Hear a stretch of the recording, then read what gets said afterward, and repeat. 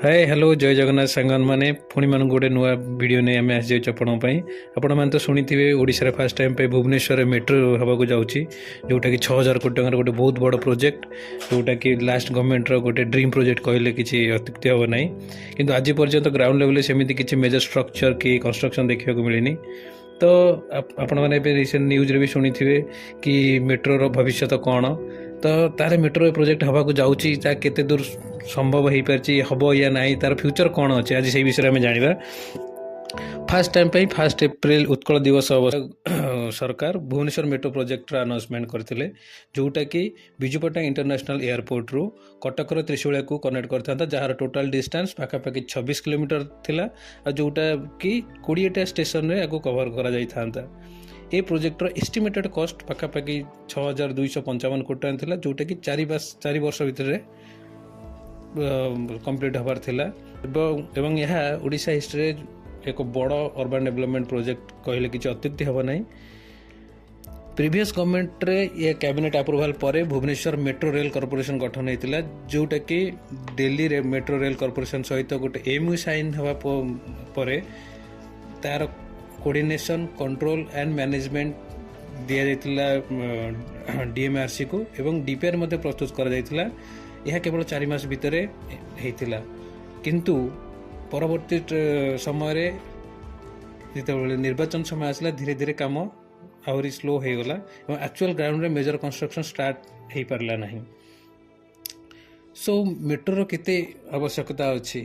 Metro आसिले obviously Cuttack Bhubaneswar जो traffic समस्या अच्छी तार बहुत किसी समाधान हो पार ट्रैवल टाइम बहुत कम हो जाई पारिबो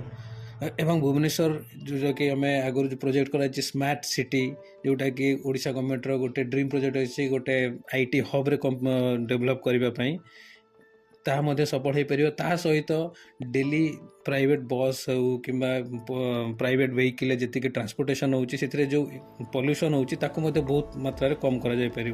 आपण मैंने निहाती रिसेंट टाइम रे देखी भुवनेश्वर एक्यूआई इंडेक्स केते अधिक पड़े जाइए जोटा कि नॉट ओनली आमर हेल्थ को अफेक्ट करुच्ची आमर इकोनॉमी को बहुत डाउनग्रेड करुच्ची सी सहित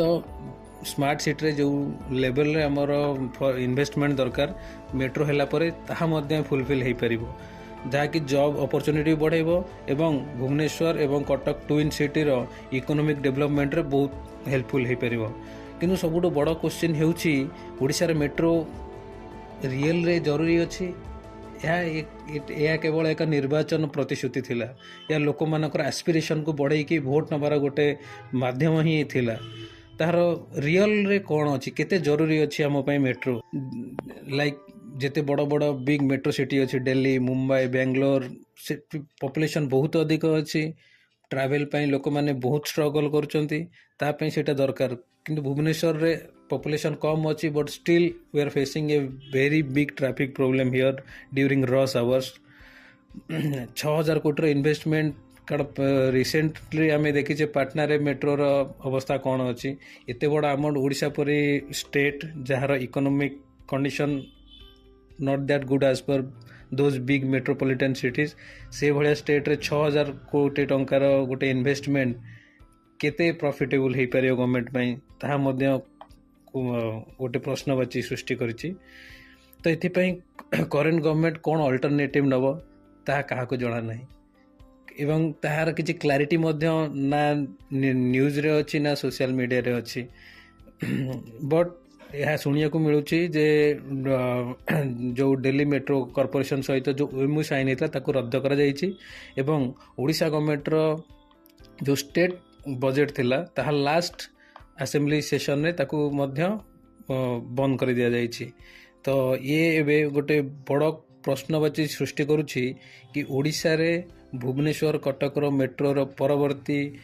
फ्यूचर कौन हम ता अंधकार भितर अच्छी एवं क्या पाखे किसी सेमती क्लारिटी ही नहीं आपण मानू कौन लगुच भुवनेश्वर रे मेट्रोर केते आवश्यकता अच्छी यार कौन फायदा अच्छी यह केवल एक एस्पिरेशनल प्रोजेक्ट थिला या एक्चुअली यार दरकार अच्छी आमर ओडिशार डेवलपमेंट पाई ओडिशार इकोनॉमिक ग्रोथ पाई ओडिशार जॉब अपॉर्चुनिटी क्रिएट करिया पाई या यह केवल गोटे बड़ एस्पिरेशन प्रोजेक्ट थिला बा जुमला थिला गवर्नमेंट रो भोट नवा पाई ଏ କ୍ୱେଶ୍ଚିନ୍ ଆପଣମାନଙ୍କ ପାଇଁ ଅଛି। ଆପଣ କ'ଣ ଭାବୁଛନ୍ତି? ଆପଣମାନଙ୍କ ନିଜର ଓପିନିଅନ୍ କମେଣ୍ଟ କରନ୍ତୁ ଆମ ଲିଙ୍କରେ। ଆପଣ ଯଦି ଭଲ ଲାଗିଥିବ ଦେନ୍ ଏହାକୁ ଲାଇକ୍ କରନ୍ତୁ, ସେୟାର କରନ୍ତୁ ଆଣ୍ଡ ସବସ୍କ୍ରାଇବ୍ କରିବାକୁ ଜମା ବି ଭୁଲନ୍ତୁନି। ଗୁଡ୍ ବାଏ, ନମସ୍କାର।